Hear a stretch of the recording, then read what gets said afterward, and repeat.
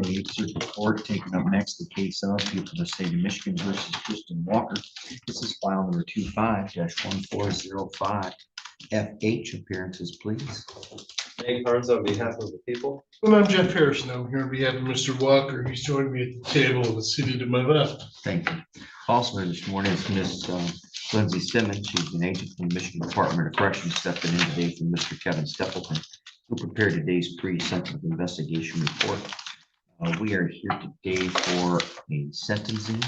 I'm going to take a quick look here, see if I had any corrections.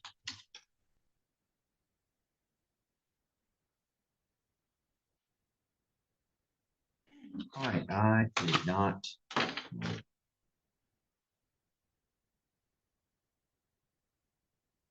On CFJ 284, page 7, number 8 of 11, it appears to be that that offense occurred on January 12th of 2022. The case right above it, he was arrested on June 8th of 2021 and didn't plea until January 26th. So therefore, for number 8 of 11, he would have been on bond. I think the same is true on page 8 for 10 of 11. Look why I thought that. 1 second. I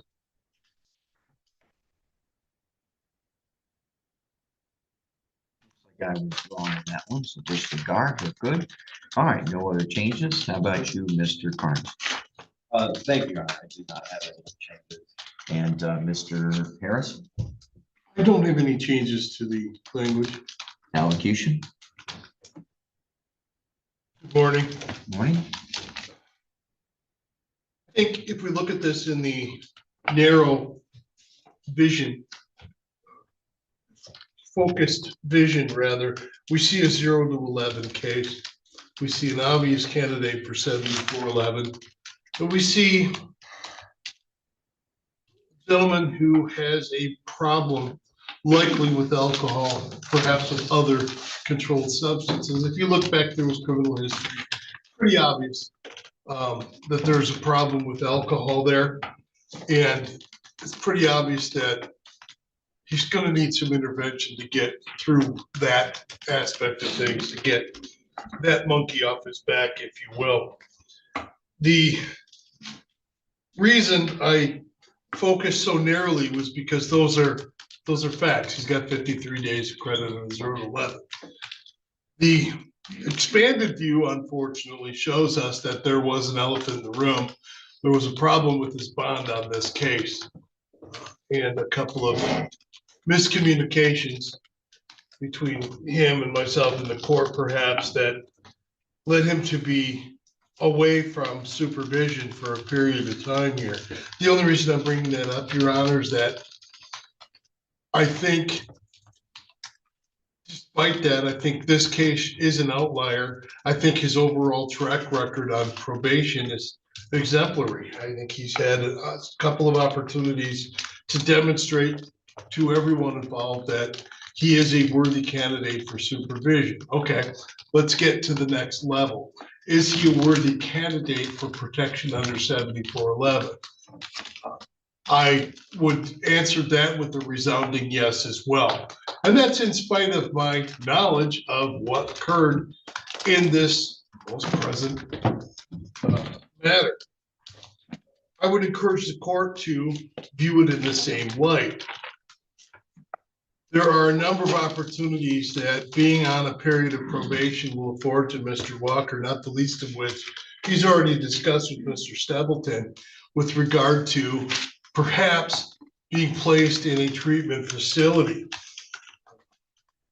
Again, I'm always reluctant to raise that flag and wave it around too much, Your Honor, because as you know, everybody says they want to go to rehab. That's why we take appropriate measures within our office. That's why I can state with some degree of confidence that I believe Mr. Walker is an excellent candidate, is in an excellent state of mind psychologically to benefit from rehabilitation of that sort. As I often point out to the court, it's probably obvious to everybody, the only variable we can't control in that equation is the mind of the person entering the rehab facility. We can secure them a bed with their cooperation. Of course, we can, as the court has noted on several occasions, give them a bus ride to the front doors of the rehab facility. We can force them to go inside. What we can't do is force them to benefit from the programming they receive in one of those facilities. I am of the firm belief that Mr. Walker is, and again, I hate to unload the term too much. I believe he's ready to take that step at this juncture in his life.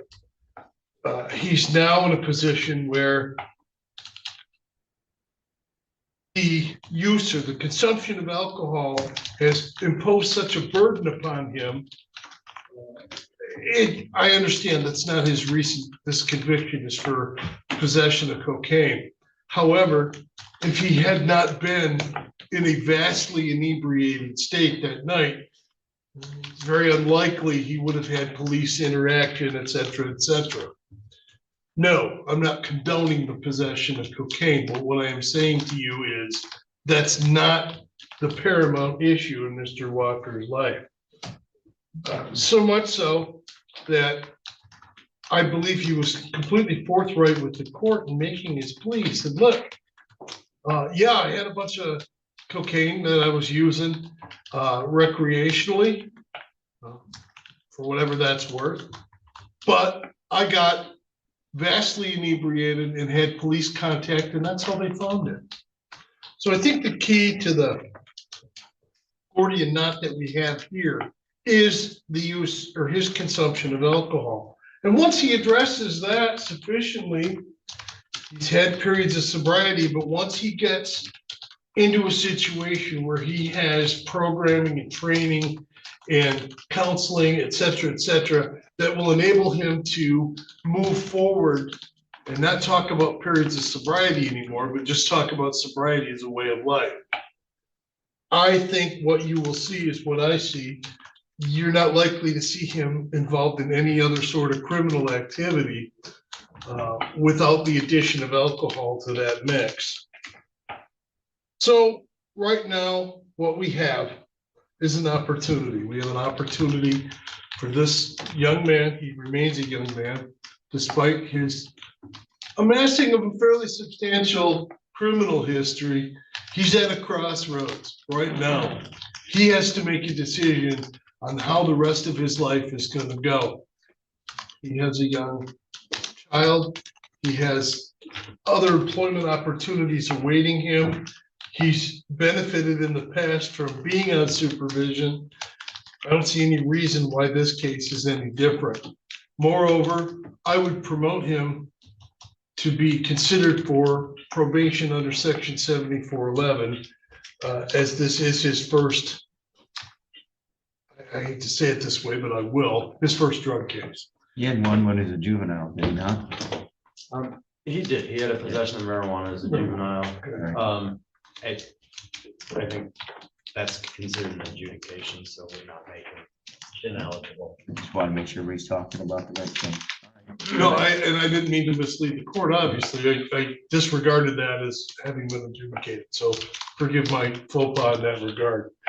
However, I don't think it changes the point that the request that I would make is that the court fashion a sentence that allows for a period of probation, supervision. If that amounts to him being placed in rehab, so be it. If not, he will do it on his own. That's how serious he is about getting on the road to recovery. And he has 53 days credit on the 0 to 11 guideline. I see little utility in returning him to jail, although you can tell, Your Honor, he's wearing red. He has done an exemplary job while serving his time in jail as well.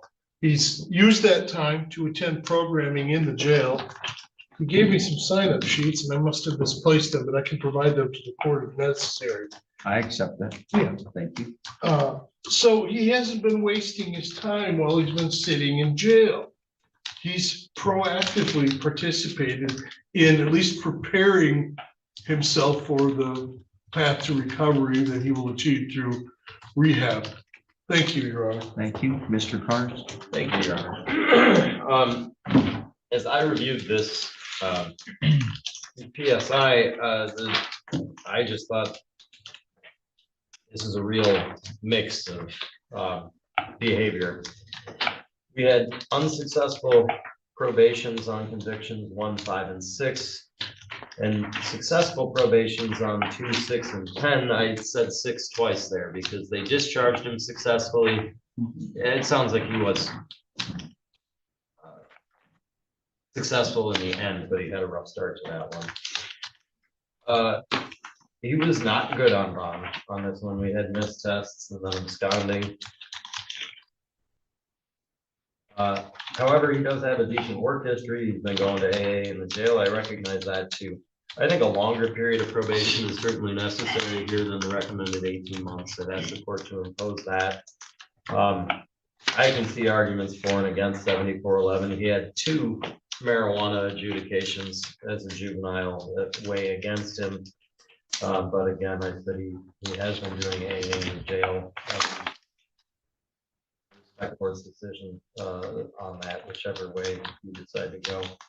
I will say, although I do think probation is appropriate here, I wouldn't hesitate to change that to a revocation of probation and additional jail. I hope that doesn't happen, but if violations occur, that seems to be one way to keep people from running into him as he's drunkenly falling into the street, which is what is happening here. It is concerning behavior. Walker, you have the right to make a statement. Anything you wish to say, sir? Yes, Your Honor, I messed up. I'd like to get my life together. I have kids. Hearing my little boy tell me that he misses me hasn't happened before, and it has this time. I take full accountability for my decisions. And I would hope that you will see that I'm going to try to do better and impose that on your sentence. Well, there are a few things about which to be concerned with. Certainly having the young son, concerned for you being able to be there for him as a father as he's starting to approach. Well, they're all important ages, but some important developmental age. I look here and you've done well for the last couple of years on employment. I do see a 4-year gap where there wasn't any employment, and that gives me some concern. I know here you also don't have a diploma, but you do talk about getting you a GED. One moment.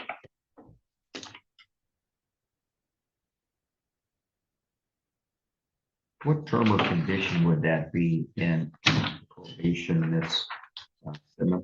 Because I would want to make that a term or condition with probation.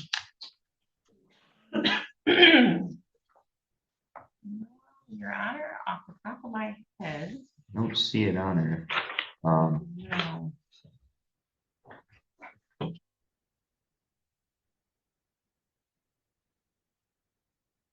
No, now that you say that, Your Honor, we don't have a lot of those. Yeah, anyways, I'm gonna Yeah. make it a term or condition that he must enroll in a program and make progress toward his GED. Okay. Because that's important. You had some failed bond violations here in this particular case that ended up with you in jail. Yeah, and there's some statements here about that you need to focus on recovery and treatment.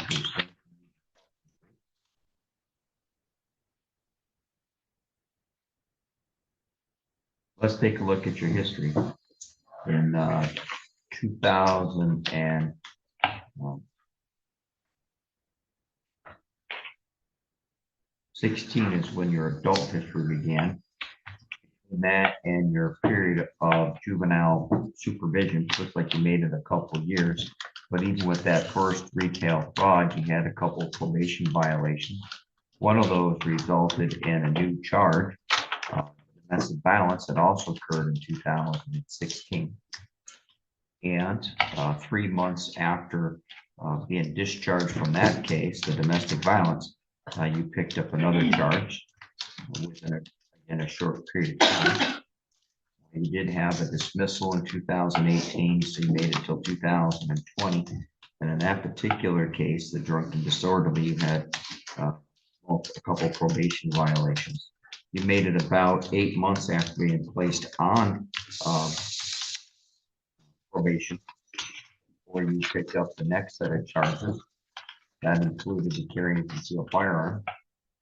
In that, you tested positive for marijuana and alcohol, and you had a probation violation. You made it about 6 months before you picked up another charge, another domestic violence case. When that case was still pending, you picked up another domestic violence case in 2022. Finally discharged from probation. It looks like they only gave you a jail sentence. You made it 5 months before picking up an assault resist obstruct a police officer. And then looks like you made it about a year before picking up another assault resist a police officer and drunk and disorderly. And then when you were finally discharged from that case in 2024, looks like you celebrated that anniversary by getting in trouble in this particular file. So we've got repetitive bond violations, repetitive probation violations, repetitive acts of violence, and drunk and disorderly conduct. So the sentence of the court is as follows. The sentence of the court is you were placed upon a period of probation for 24 months. That is not pursuant to any deferred program. The court adopts the terms and conditions for probation that are listed on CFJ 145, pages 2 and 3. And I find that those are well suited for rehabilitative purposes. I also find that we need to add the one requiring education. The court assesses a $68 state minimum fee, a $130 crime victims' right fund fee, a $300 court cost, a $1,000 fine, a $300 attorney fee, supervision fee of $30 a month or $60 a month if there's any electronic monitoring. Being that this was not a first felony, I assume there was already DNA available, so there is no additional DNA fee. So now the question becomes, what, if any, additional jail does the court give? Again, based upon the repetitive nature, I find the same bond violations, probation violations, similar kinds of offenses. I find that even though this is an intermediate sanction cell, 0 to 11, that there are reasonable grounds, and the court sentences the defendant to 180 days in jail with 53 days of credit. Have I missed anything, Ms. Simmons? No, Your Honor, we will add that GED condition is 3.1. Great, We will add thank that. you. All right, and anything else, Mr. All right, Mr. Harrison's going to bring to you 2 copies of one document. You're going to place your initials on one. Doing so neither elects nor waives any rights. It merely acknowledges receipt of the other copy. This document tells you that you have the right to appeal the conviction and sentence in your case. It's typically done by filing a claim of right to appeal if you're convicted at a trial.